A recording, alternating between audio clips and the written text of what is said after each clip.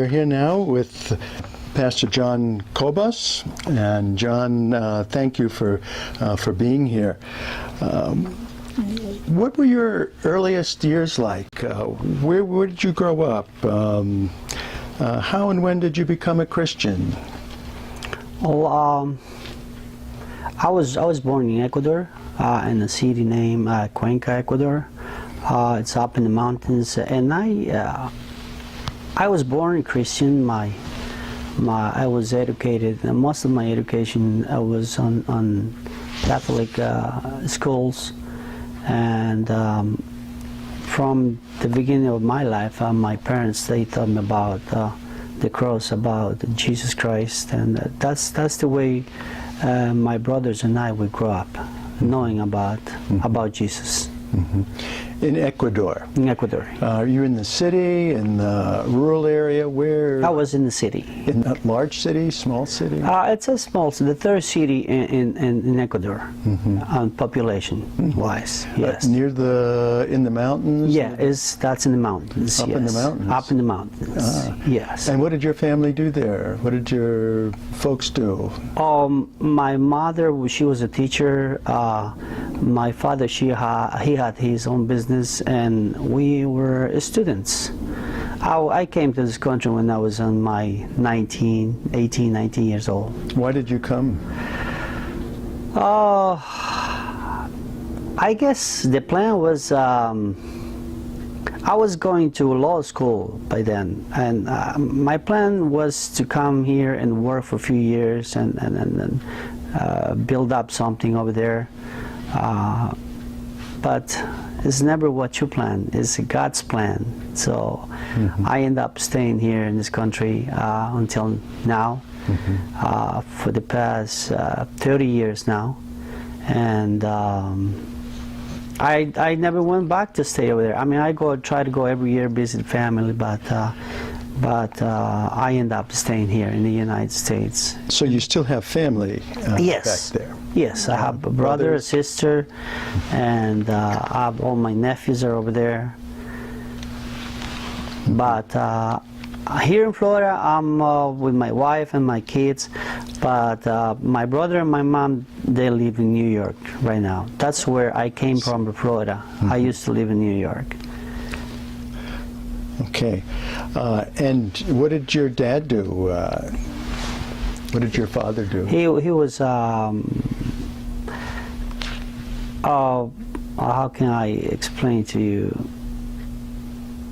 He used to commercialize all kinds of stuff. So he was a salesperson. Okay. Yeah. And what was the church like growing up for you? What was it like in the church? We were very attached to church. Very attached. Yeah. I mean, not like now, but like we used to go to church every Sunday. And we used to celebrate the Holy Week like people in the past used to celebrate. Not like these days, like people is forgetting about the importance of having Jesus in your hearts, especially that week when He suffered for us to give us salvation. Did you ever have to suffer for your faith when you were in Ecuador? No, thank God I didn't suffer because of that. No, most of the people in Ecuador, they practice the Catholicism, so they believe in Jesus Christ. It's not a country where you are persecuted or anything like that because of religion. Not yet. I hope it never becomes a country like that.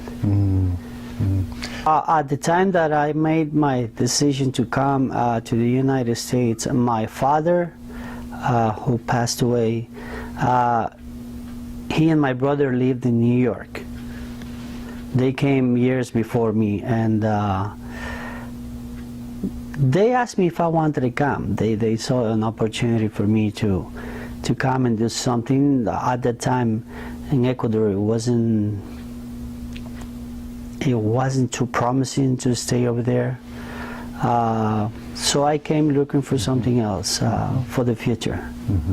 And like I told you at the beginning of this conversation, my idea was to come for a few years and do things that I had in my mind. Well, I was thinking to come and collect some, work and make some money to go back and finish my career and maybe plant my own firm, a law firm, or building a house. That was the plan. But then I came here and I got attached to this country, and I never went back. I mean, I try to go back, like I said, every year visit the family, but not to stay. It's never your plan. It's God's plan. I came to Florida for a reason, and I never knew that I was going to meet Pastor Sanabria here at church. I came to Messiah, to this church, because one of the people that used to work for me, a lady that used to work for me, she wanted to get married, and she asked me if I wanted to be her godfather. So I say, okay, I accept. So she told me, if you wanna be my godfather, you have to come to church with me, because we have to practice and you have to meet pastor of my church, and that's how I came to Messiah. I ended up meeting Pastor Miguel, and then I met his daughter, and we started a relationship, and we ended up getting married. And by then, Pastor Miguel asked me if I wanted to be a pastor. What were you doing before? We have a business, a dry cleaners business. I still have that. That's what I used to do. That's what I do. Like manage the business and. Your dad and your brother have that too with you, or you do this all by yourself? Or? No, I came here to do that all by myself. Yes. How did you get started in that business? We just looked for an opportunity to invest here in Florida 15 years ago. Your father and you? No, my brother and I. Your brother? Yeah, my brother and I. And we had a plan. The plan was me moving first and then they following. But at the time we bought the business, the real estate marketing went down the hill, and everything went the other way. I mean, it didn't work like the way we wanted it. So, make a long story short, they never came down to Florida. But that was the plan. So I ended up staying here by myself. Yeah. Wow. So you took on the whole thing, but you started a cleaning business. Yes. Wow. Okay. And that's what's supporting you as you do your ministry. Yes. Yes, sir.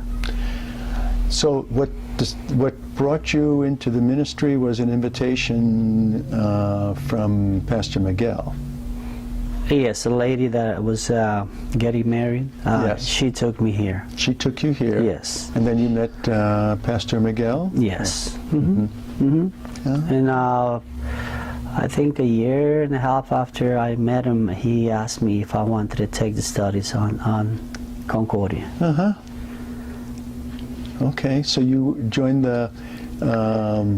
Which program did you use to become a pastor then? EIIT or the Hispanic Institute? Yeah, Hispanic Institute. Yes. Okay. That's how we took the studies. Yes. Tell me about the Hispanic Institute. How does that go?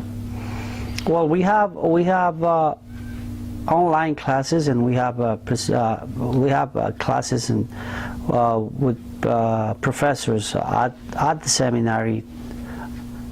When I started, that was twice a year that we had to go up there. Sometimes the teachers came down here to this church to teach some classes. To Messiah in Tampa. Okay. And sometimes some classes we took them online. But that went on for 4 years and a half. 4.5 years you spent studying to be a pastor. Yes. That's how long we spent studying to become pastors. Yes, sir. Okay. Tell us about what your ministry is like now. The biggest challenge that we have as Lutherans is the background of the Hispanic population. Most of the people, like me, like myself, we come from a Catholicism, and Hispanic people is not ready. It's hard for them to make the transition. Why? Because in our minds, that's how we grow up, thinking about a priest that, 3 weeks ago, a lady came. She wanted to baptize a few of the kids, but she didn't know that we were Lutherans. Then when she found out that we were married, she got upset. She told us that my priest is married to the Lord, not to a woman. So that's how close-minded some people are. So it's hard, in that way, it's hard for us to make them see, because this is not about convincing anybody, to make them see that we serve the same God, Jesus Christ. And I think that's the biggest challenge that we have with the Hispanic population. And where is the biggest help that you get? Where is that coming from? Jesus Christ. Yes, of course. And who does he use to give you the help you need? I guess we've, especially the district, and Florida, Georgia yes, district. President Walton, and here Messiah. They are our umbrella. They are our biggest help in our ministry, Messiah Lutheran Church. Okay. So having this Anglo congregation that's taken on Hispanic congregation, how does that work? What's the relationship between the two churches? From the moment the ministry has been here for 10 years already. 10 years. Yeah, but I've been here for the past 5 years or so that I started coming to Messiah, and you've seen a big change. At the beginning, for me, it wasn't like it is now. At the beginning, how was it different? The acceptance of the people of the Anglo congregation. Now they see us as brothers and sisters.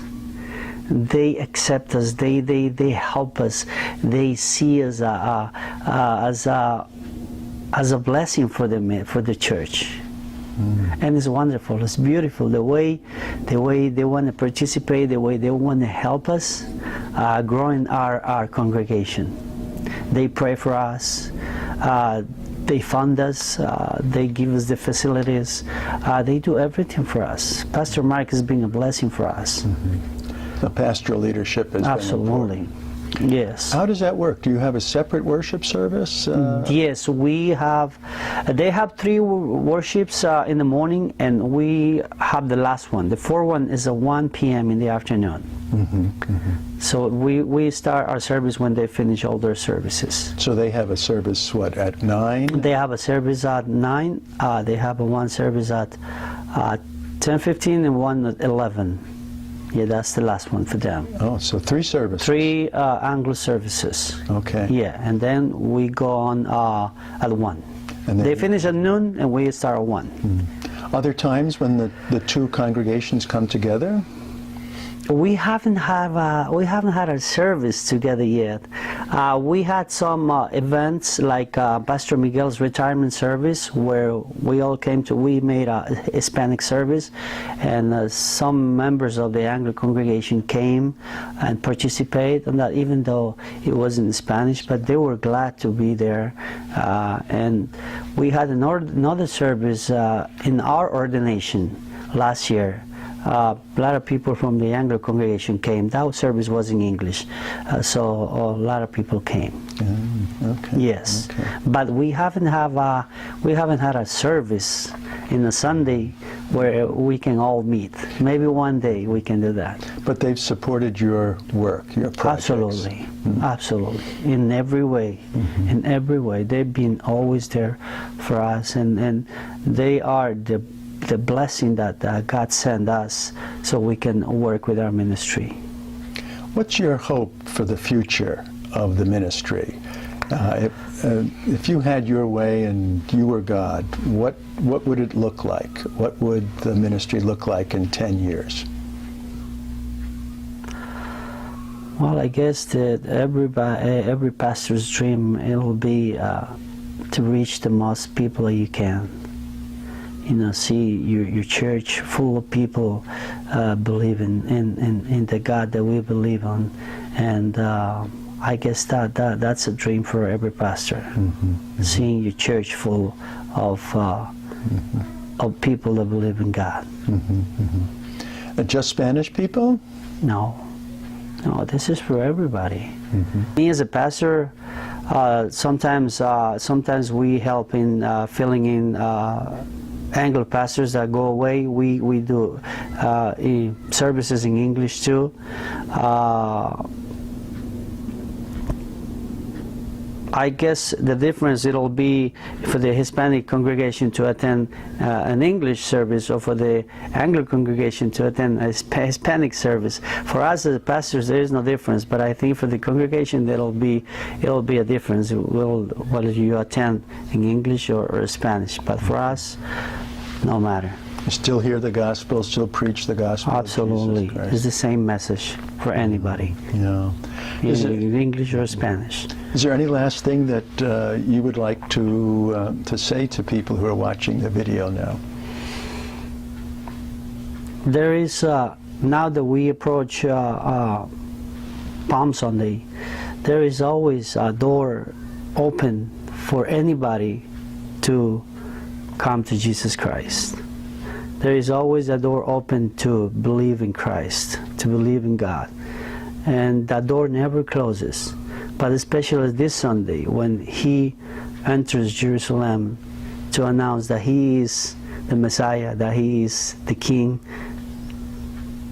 we have to take that example, that His entrance is for everybody. He opens the door for anybody to be accepted as his son, God's son. That's my message. Never close doors if you want to come to Christ, if you want to come to God. There's always a door open for anybody. Thank you very much, Pastor. It was good to meet you, and I ask God's richest blessings on your ministry.